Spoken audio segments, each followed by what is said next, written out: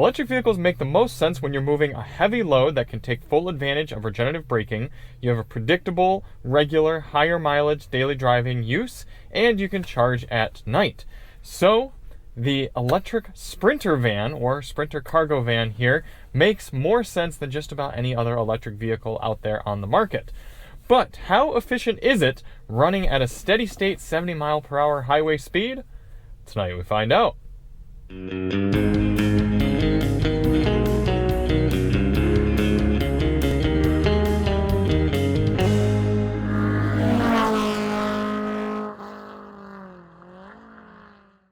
Hey everybody, it's Charlie from Daily Motor, and tonight we've got the real-world highway fuel economy and range test on the 2024 Mercedes-Benz eSprinter. In this test, we're going to head out on the highway and do 50 miles out and 50 miles back, averaging 70 miles per hour to get a realistic range figure for this extra large cargo van. Before we get started, we're going to hop out and take a look at it, and now mind you, quick note, we are fast charging right now because typically for these electric vehicle tests, I start them at my house. However, this Sprinter is massive, and therefore it does not fit in my garage, and I cannot park it and charge it overnight there at my house. So therefore, I've had to utilize a DC fast charger, and here in Southern California, everyone likes to go, oh, well, you live in Southern California, there's probably charging all over the place.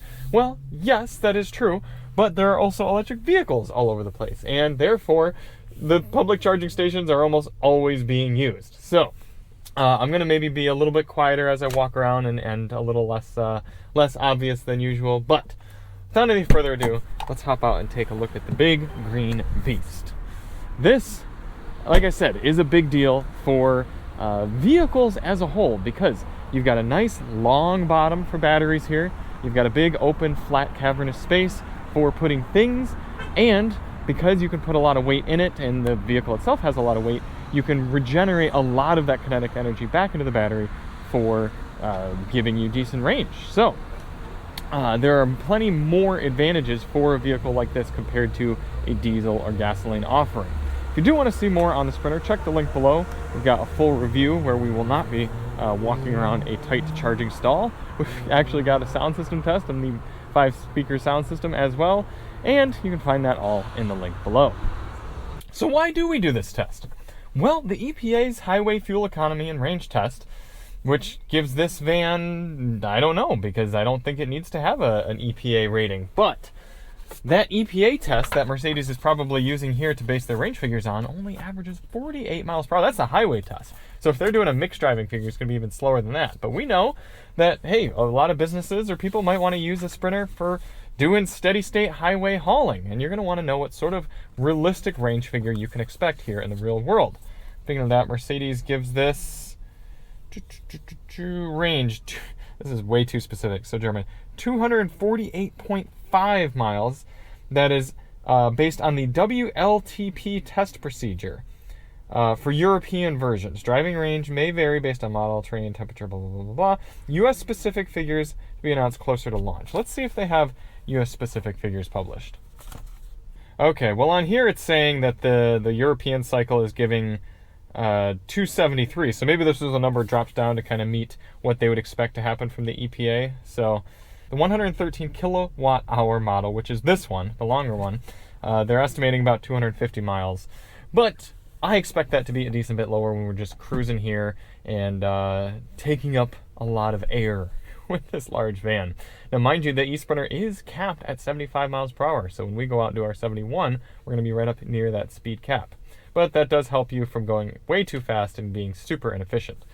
But if they're estimating about 250 miles and it's a 113 kilowatt hour battery, 250 divided by 113, they're estimating a fairly optimistic 2.2 miles per kilowatt hour. I can tell you, I've been driving this really hard for filming, and probably, I think, averaging about 1.8, 1.9 miles per kilowatt hour. So I do think we're going to be probably lucky to get about 150 miles safely out of this full charge on this one. Maybe up closer to about 180 or so.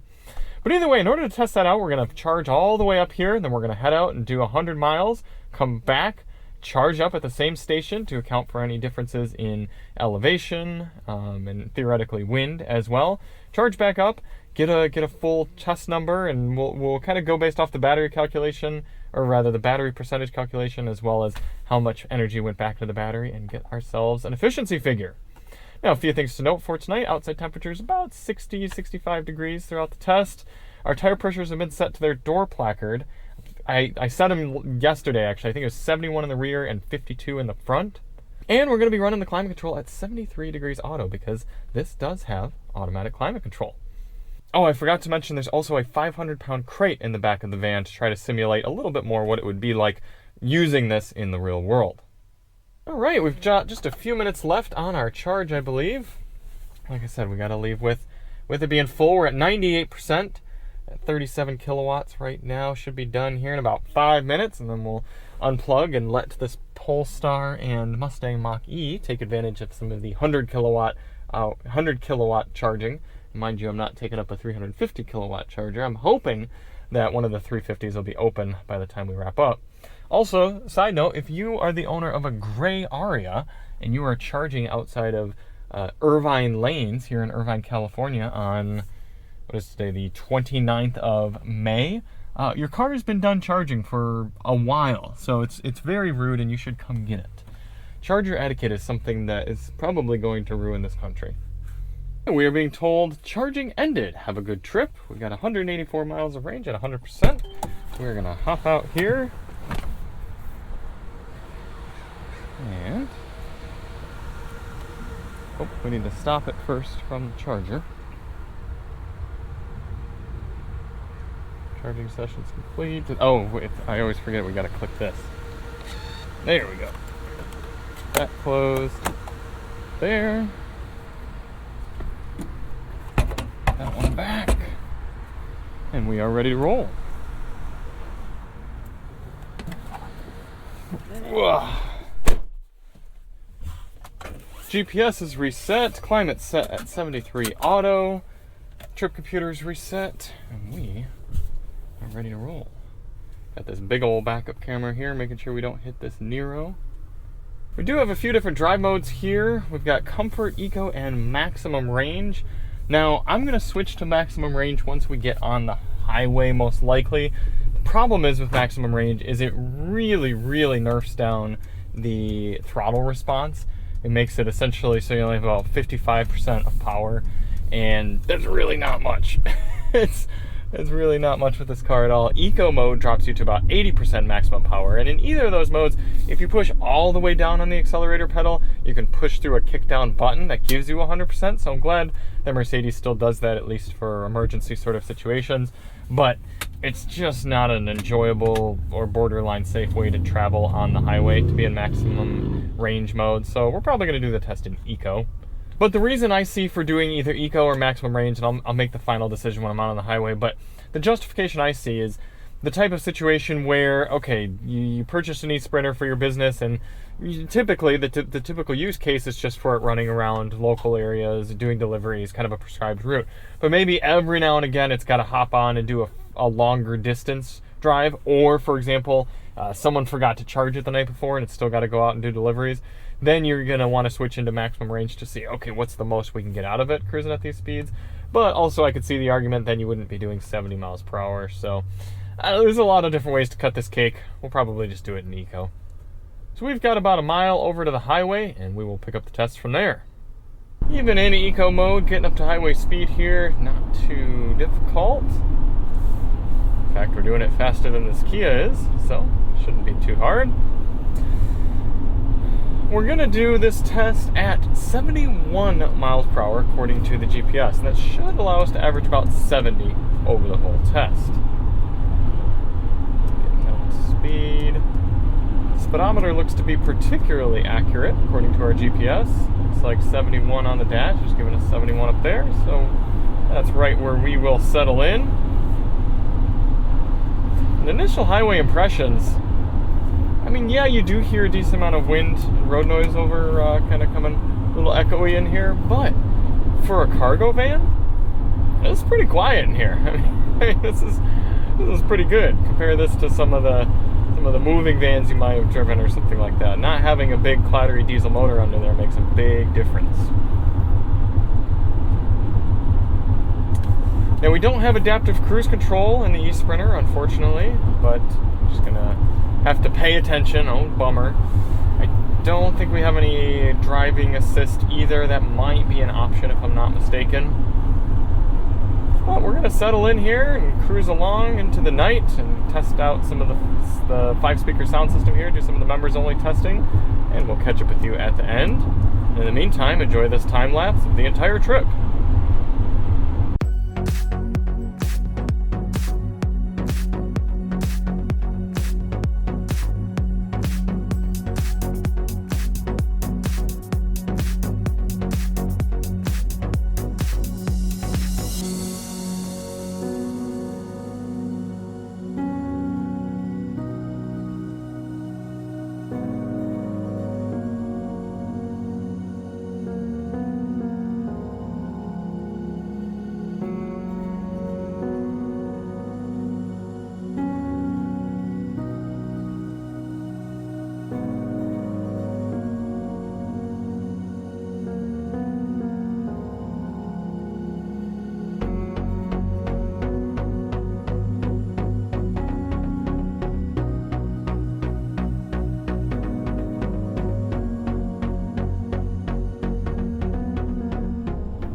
Coming into the end of the highway range test here in the Mercedes-Benz eSprinter.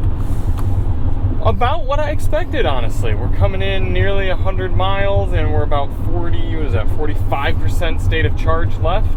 And I am happy to report that the estimated range has kept pretty accurate. It's adapted to the driving that we've been doing. And it says we've got 80 miles left, 95 miles completed. Right when I was about 50% state of charge, it was about even with what we had done. So that's how I know that it's adapted pretty well. So what have we been doing in terms of efficiency? Well, if I use my not so sweaty fingers to scroll down, eventually get to say from reset 1.6 miles per kilowatt hour. Now, I don't have too much of a basis to tell you whether that's good or not, but it is what we're getting for this size and weight of vehicle, cruising at 70 miles per hour. Now, again, mind you, this is a fairly worst case scenario sort of test. I mean, if you wanted to go on more of a distance trip here in an eSprinter, you could easily travel 65 miles per hour on most highways. I mean, most highways have a minimum speed of 55, so you can camp out in the right lane and you'd be getting a better amount of efficiency there. I mean, you're dealing with such a large amount of air being pushed with this size of vehicle that as you get going faster, you have that exponential air resistance build up there. It's going to be significant. So just dropping 5 miles per hour would make a huge difference. But either way, if you got to get on the highway and get somewhere, you like cruising at 70, it's about what you're going to get. So we'll do all that math once we get stationary. We're going to have plenty of time as this thing charges back up just to confirm the mileage readout. But something else I like with the car is that it does something similar to some other EVs do this, but it's nice to have this on here also. It's sort of a middle, worst, and best case scenario range figure. So it says at worst we're going to do about 58 miles. That would probably be if I pinned it to the floor and we're doing 75 miles per hour. And then the best case, almost 100 miles, that would be if we got back into the city and we're just cruising more slower speed type of driving. So it's nice to have that window there of what you can expect. As for other highway observations, this seat's got a good amount of comfort. You can't go back super far with this partition, so you'd have to really scoot forward in order to get more recline. I did have 2 instances just on this drive alone, and one earlier this week as well, where the forward collision warning has started beeping at me. Now, unfortunately, it hasn't slammed on the brakes or anything, but it has beeped, and it's inconveniently happened twice while I was filming, so that gets frustrating. What else? Still have full power available to us. Blind spot monitoring working well. You can see it coming in there. Sound system's not very great, but also not too surprising. But yeah, I think that's the main deal. Again, for a cargo van, definitely not a bad place to be in here, but you could do better as well. So we're gonna go back to the charger and charge this thing all the way up, calculate our final numbers, and wrap things up. Oh, that's another thing. The cup holders have no grippage to them, and there's just 2 large ones and 6 small ones, and none of the small ones fit my fairly average-sized water bottle here, so that's a minor complaint. We are all charged up, and in proper fast charging etiquette, I have departed from the charger so as not to take up any extra time while I crunch these numbers here for all of you. And gotta give myself a little bit of a pat on the back as well, because just like our gasoline tests, 100 miles exactly on the dot that we traveled for this one. It's so funny when it works out just perfectly like that. We say it's a 100-mile test, but it's so crazy to actually be able to turn around on the highway just at the right time and get 100 miles on the dot. But we are all charged up, and according to the charger, we put in 66.48 kilowatt hours into our battery. I'm going to assume a 98% charging efficiency at level 3. I don't know how accurate that is, but from what I've learned and what I know, that's about where we're at. So 0.98 times, what were we, 66.48? It's given us 65.2 kilowatt hours that we're going to assume actually made it back into the battery in order to propel the vehicle.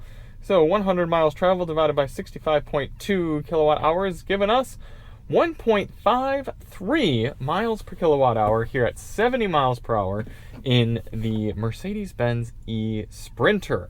Now that is a little bit lower than the car's 1.6 that it's given us. I don't know if that 1.6, if it was at 1.55, if it would have rounded up. I would assume so. So it's pretty darn close there. And maybe the level 3 charger was actually slightly less efficient, so maybe we are at 1.6, I'm not sure. But I will point out that the car's trip computer is not particularly accurate compared to the GPS, because we know we traveled exactly 100 miles, but the car says we only traveled 99.2. So maybe some of that calculation error is coming in there. Now, if we want to do a quick MPGe calculation, do 33.7 times that 1.53 miles per kilowatt hour. It's giving you about 51 MPGe. Now we've got that 113 kilowatt hour battery pack times the 1.53 miles per kilowatt hours is giving us an effective highway cruising range at 70 miles per hour of 170 miles here in the Mercedes-Benz eSprinter. Now, to me, I don't really think that's that terrible. I think there are going to be a lot of businesses, a lot of kind of delivery-type companies that are going to be not doing primarily highway driving. They could drive at slower speeds if they do need to do some highway and really stretch the range. But even that 170 miles, that's a pretty good amount of driving throughout the day. Now, yes, you're not going to be able to use this for something like a cross-country road tripper. You're not going to be able to do a conversion and see all the national parks with it without doing a lot of charging, stopping, and expensive charging, I'll add on that. I mean, that's what diesel engines are good at. So get a diesel motor if you plan on doing a lot of long distance driving, but for coming in nightly, charging up, and doing deliveries around town, this is really compelling. So thank you all so much for watching. If you do want to see more on the eSprinter, check the link below. I'm shooting the review tomorrow, and I'm pretty excited about it. And we'll see you on the next one. I'm Charlie from Daily Motor, and as always, drive on.